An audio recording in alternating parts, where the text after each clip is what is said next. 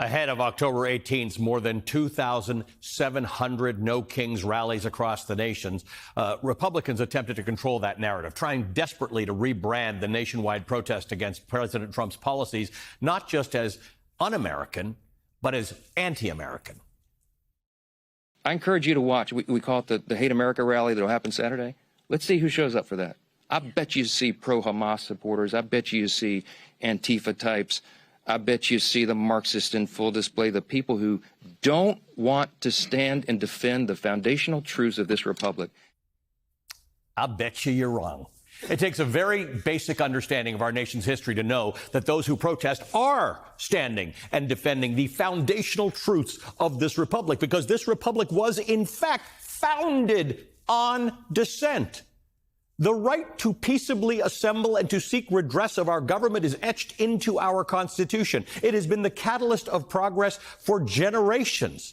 Let's go all the way back to Thomas Paine, an English immigrant and writer who was deeply opposed to British tyrannical rule in America. In 1776, Thomas Paine wrote what many American colonists were feeling but were too afraid to speak up, reluctant to consider that independence was even a possibility. So Paine wrote a 47-page pamphlet called Common Sense, in which he passionately put forth the argument against British rule.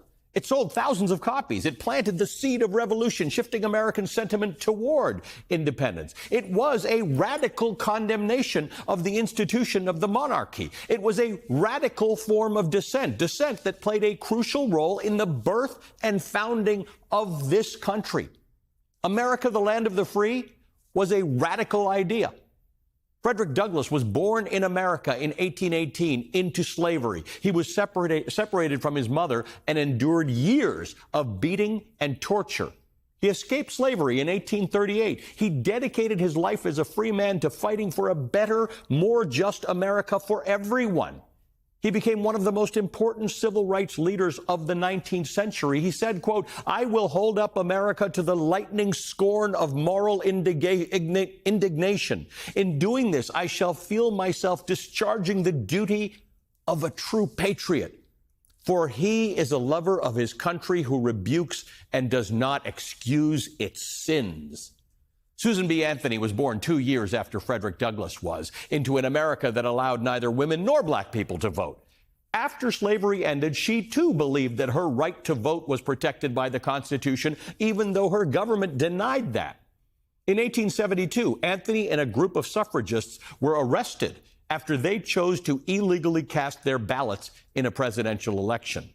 Of that act of patriotism, she said, quote, "It was we, the people, not we, the white male citizens, not yet we, the male citizens, but we, the whole people, who formed the Union. And we formed it not to give the blessings of liberty, but to secure them, not to the half of ourselves and the half of our posterity, but to the whole people."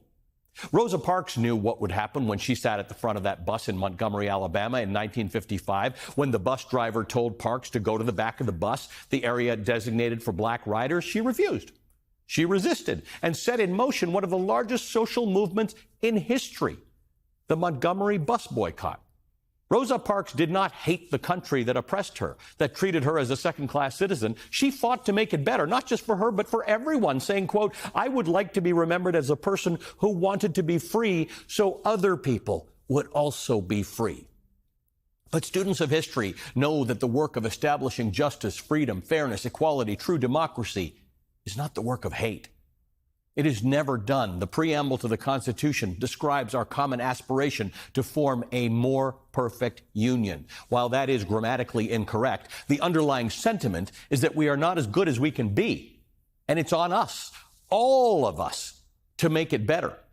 And so that struggle has continued. In 2016, on the heels of several high-profile cases of black Americans killed by police, Alton Sterling, Philando Castile, Freddie Gray, the San Francisco 49ers quarterback Colin Kaepernick undertook a simple action, silent protest. During an NFL game, Kaepernick stayed seated during the national anthem. At first, only one reporter noticed. When asked about it, Kaepernick said, quote, "To me, this is bigger than football, and it would be selfish on my part to look the other way." From then on, Kaepernick knelt during the national anthem at every game. It started to catch on. Other athletes in the NFL and beyond also took a knee. But Kaepernick's career was effectively destroyed by all of it. The right called him un-American. They said he hated his country. He became a free agent in the 2017 offseason, and not a single team signed him. But he knew the risks when he began his protest, and he said at the time that what was important was that he stood up for what's right. Thomas Paine, Frederick Douglass, Susan B. Anthony, Rosa Parks, Colin Kaepernick, countless others, they all saw the flaws in America. They experienced the flaws firsthand. They wanted to fix them. They knew they could help fix them. They questioned injustice. They resisted. They spoke up. They sacrificed when they did not need to. And they did so not for themselves, but for others who were unafraid or unable to speak up for themselves. They did it for all of us, to create a more just nation, a fairer America, a more perfect union. They did it for America's legacy. Their work was the work of people who love their country so much that they are willing to sacrifice their own freedom and comfort and well-being for the benefit of all who live here. James Baldwin famously said, quote, "I love America more than any other country in this world, and exactly for this, I insist on the right to criticize her perpetually," end quote. You don't give up on something you love, you work at it. You can and should be critical of your government if it is failing to live up to its ideals. We must be willing to confront the most uncomfortable truths about this country in order to fix them. Donald Trump, Mike Johnson, and other Republican leaders said the No Kings protests were about hating America, but that's not what I saw. I saw unflinching pride. I saw humanity.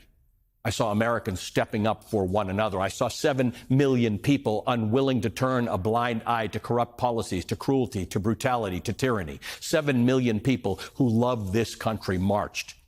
Not necessarily for themselves, not necessarily for their own health care or their own bodily autonomy or their own voting rights or their own right to due process and to be free from government brutality. They came out for the good of their country, and that is inherently selfless. That is love, not hate. You're not obliged to submit to a government that pursues policies which are unjust. You do not have to accept the intrusion of the oppressor. You have agency. You have the right to peaceably assemble.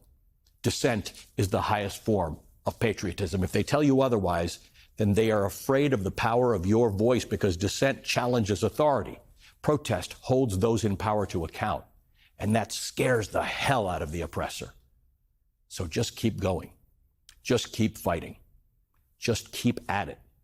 Your country will be better for it, and we will all be better for it.